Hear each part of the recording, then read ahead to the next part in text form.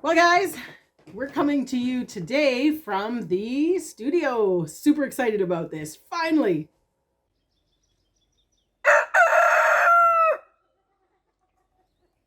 We recently decided that we were going to get a vendor table at the Eastern Ontario Homesteading Conference.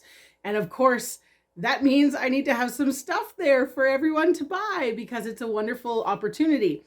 Now, that has actually given me an amazing kick in the butt to get going on some quilting and crafting, where I kind of always had a little bit of an excuse because I didn't really have an outlet for it, I suppose you could say. I mean, we used to have an Etsy shop and then we got rid of that, just fees and all that sort of stuff. And I wasn't producing enough to really make it worthwhile. But as you can see behind, we have quite a collection of fabric. And today I'm going to show you a little bit of what we're working on. But first, as you can see, I have a little bit of a fabric addiction. I collect a lot of fabric. I'm supposed to be restricted to this wall. See the fish tank there and the wheat there? That is supposed to be my wall, and I'm supposed to stay within that. But it is crept into boxes and Rubbermaid totes. And there's another wall over there that you can't see that has a lot of overflow. But that's okay. It's something that doesn't really expire. So I just keep collecting. And I just found an amazing fabric. Actually, two of them. And splurged a little bit. So I'm going to show you those first because I'm super excited about them. So the two fabrics that I am super, as you can see, we've got some other stuff going on the table here, but these are what I'm so excited about. Look at this. I'll unfold it a bit and then I'll hold it out for you. Just a gorgeous fabric. I couldn't pass this up. I think it was $27 a meter, but I do have a membership, so I did get a bit of a discount. But I've never seen an owl fabric this nice before. And in 1 second, I'm going to digress from what I actually wanted to make the video about, and I'm going to show you some awesome fabrics that I've managed to collect over time. Always with the best of intentions of making amazing quilts with them. Just haven't gotten there yet, but just hang on.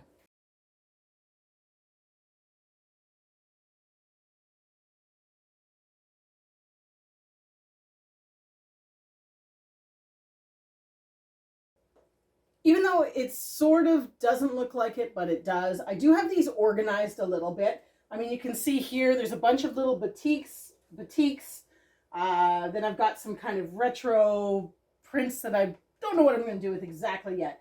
But this one right here, this is one of two. I almost said it was the shelf, but there's actually two shelves because it's crept that much.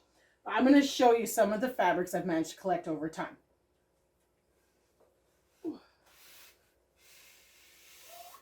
Oh, that's some serious weight there. Wait till you see these. It's so exciting.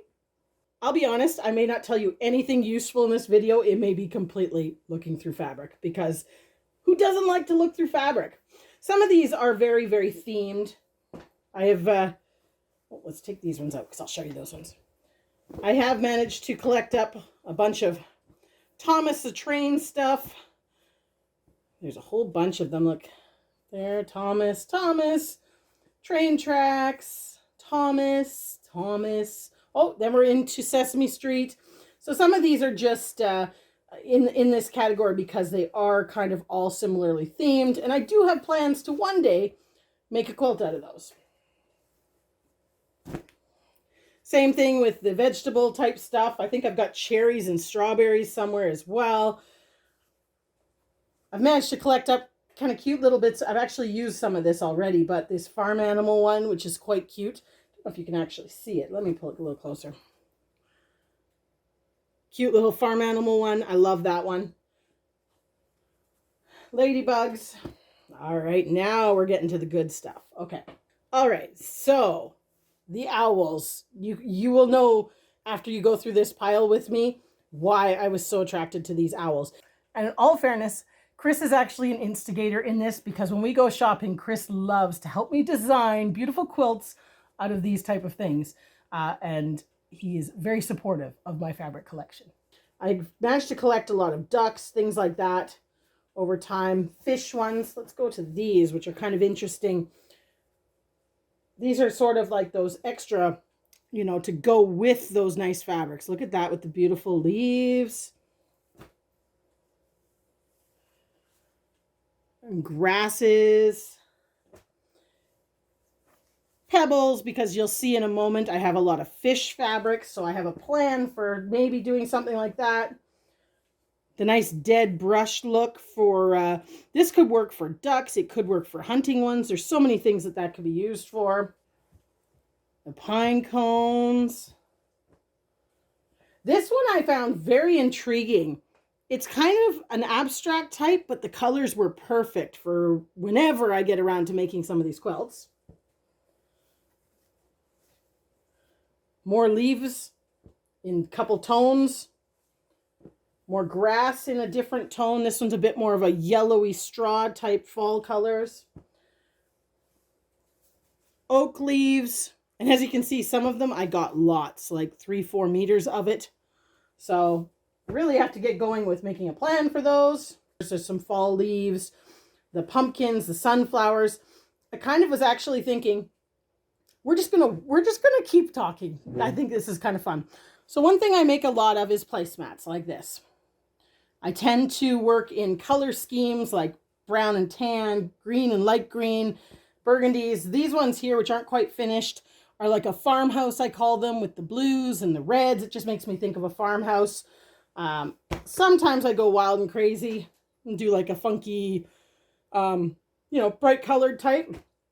And so what I was thinking, not so much this one because I don't know how I'm going to use that one because of the stripes, but I was thinking that these would all potentially work quite nice to make some placemats. Even though they don't follow in a set kind of color scheme, I really like them.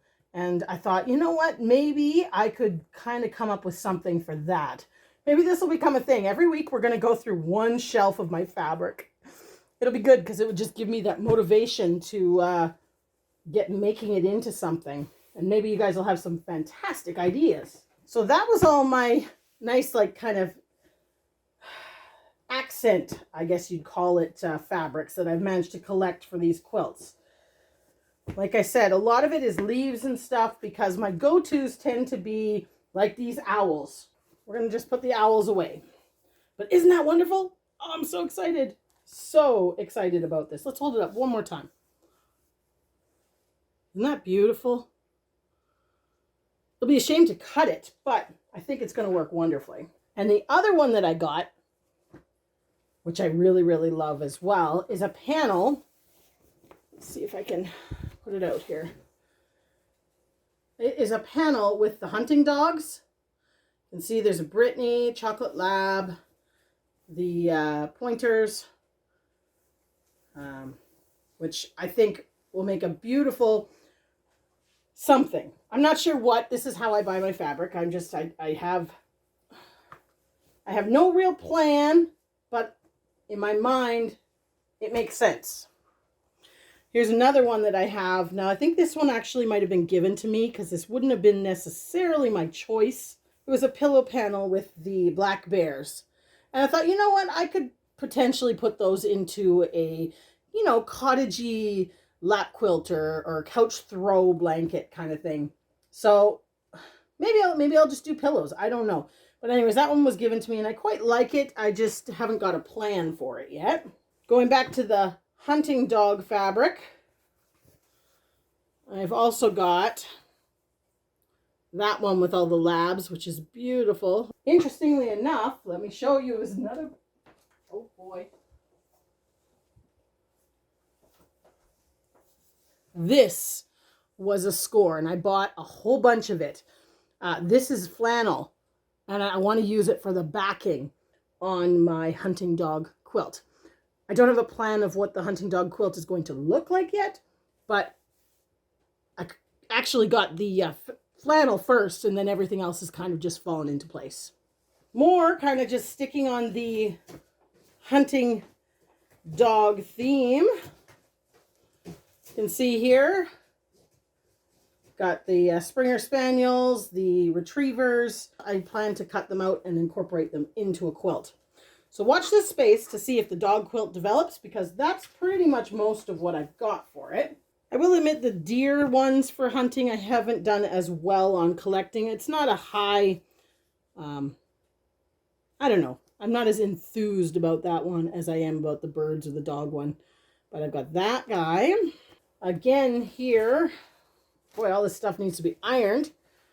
But another panel, you can see here with the bucks. This is kind of fun. I haven't gone through some of these in years. That's sad. What is this one? Oh, this is another deer one. This one's actually quite nice. This would make a beautiful center in a,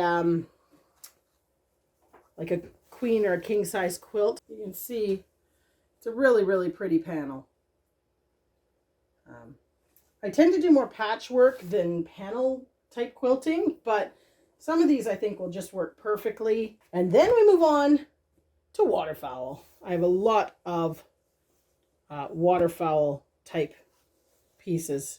I'm not going to whip them all here. I'll just look. Isn't that one nice with all the different types of ducks? Again, this is one that I've definitely had no problem collecting up. There always seems to be fantastic waterfowl fabrics.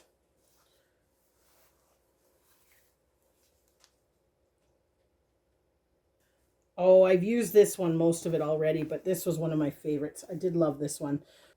I did love that one. Not much left, and I've never found it again. See, this side's a little different. There's the other ducks flying out. Anyways, you're probably getting the idea. I have a lot of fabric. Oh, this is another panel that I said would work. I like horizontal panels. But that's another really nice one for on a bed with the wood ducks.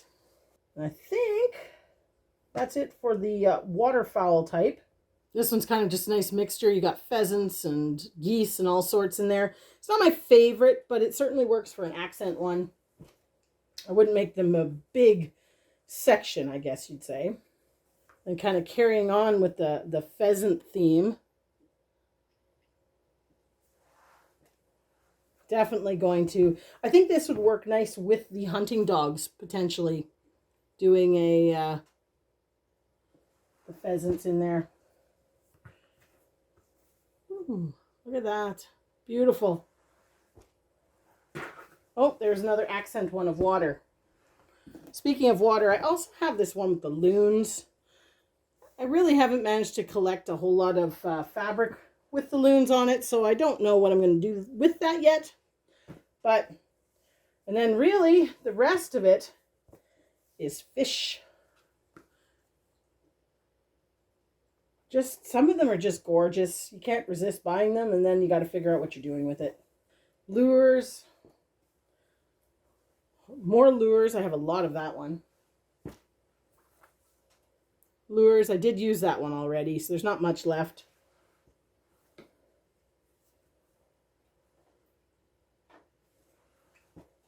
Wow. Anyways, you get the idea. Look at that one. Absolutely gorgeous. The only downfall is the colors are very, very rich in that, so it's going to be tough to make that work in quilt and not be too overpowering. And there we go. But other than a few other little bits and pieces and bobs, oh, and here's another panel of the hunting scene. Let's look at that one quickly, and that'll be, oh, this is a perfect nice shape. It's a square. But yeah. Just lovely. I don't know how many years I have been collecting fabric. A long time. But anyways, I'm going to put these all back now that I've done a little show and tell, and I'm going to talk about what I actually wanted to talk about in this video. Well, that was kind of fun. Actually, I found it a lot of fun because it's been a long time since I've looked through fabrics, and that was only that one shelf up there. So maybe we'll make this a thing and do once a month, go through one of my shelves, and maybe I'll get some inspiration to use some of it. What I wanted to talk about was some of the stuff that I am working on for the Eastern Ontario Homesteading Conference, because I think the main thing I'm going to be focusing on will be the placemats, maybe a couple lap quilts. I've got some started projects that I think would be great to get finished for it. And we'll kind of go from there. But what I was curious on, you can leave your thoughts in the comments, but was branching out into some new color variations and patterns with my placemats. I showed you a couple that I had there with the greens and the browns, and I tend to stick quite neutral. But I'm curious as to what people think would make some nice combinations. I want to do something with yellow. Now, saying that, I don't have a lot of yellow fabric. I tend to lean more towards the ochre fabric. Let me show you. This is what I'm talking about right here. I tend to lean more towards ochre colors than actual yellow. I'm trying to see if I even have anything really that's very yellow. But love greens, purples. As you can see with those yellows, there's lots of reds and orangey reds. Burgundies I've got covered. And I do like my usual blue variations that I do for placemats already. Over here, I have a real fun drawer full of funky fabrics, which maybe we'll go through that next time because they are really interesting, but really hard to use, sort of. And I think one of the ones that would be quite interesting would be to use the batik fabrics here. I've got tons on bolts, and then I've also got tons of fat quarters that I've collected over time that are all batiks. So, and here you can see these are my the farmhouse colors. I've got to get some more cut in order to finish those placemats that I was working on. Oh gosh, and there's some nice fish fabric up here too. So anyways, as you can see, it's got some creep, but all in all, I sense some fun crafting coming. So I hope you enjoyed taking a look at some of my fabric. I have to admit that cupboard up there is probably one of my prized ones. I mean, that's some serious collection going on there. That's a part of the store that we never walk by without at least looking. Any suggestions on things to make with those, also appreciated. I do have some plans, but I'm always open to ideas. Maybe next time I will actually get to work on doing some of these placemats here to show you. I'm actually in the process. I've got to iron these, but I've got the tops made up for my shades of burgundy and pinks for my placemats. So I've got those in the works and a whole bunch of other things going on. I do want to also do a video coming up using my fabric cutter because it is a lifesaver and makes things a lot easier. So we're going to talk about that. Maybe we'll do that in the next one. But until then, hope you enjoyed looking through a tiny bit of my stash, and looking forward to your comments on some color combinations as we move forward with getting things ready and made for the May